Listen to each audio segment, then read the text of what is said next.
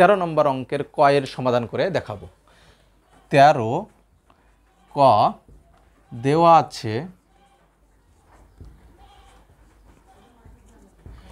a plus B plus C equal 0। দেখো সিটাকে পক্ষান্তর করে নিব, a plus B equal minus C. এখন হচ্ছে বাম পক্ষ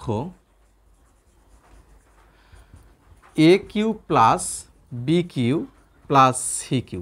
A cube plus B cube এর সূত্র অ্যাপ্লাই করব, আমরা বসাবো A plus B whole cube minus 3 A B into A plus B, আর প্লাস সি কিউ এ থাকবে।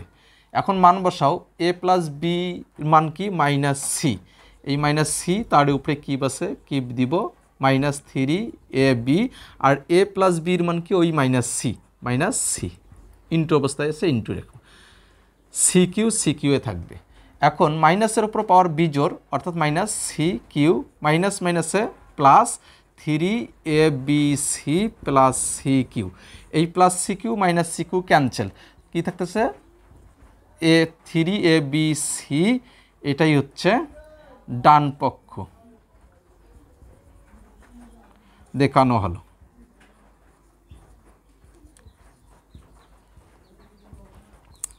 আল্লাহ হাফেজ।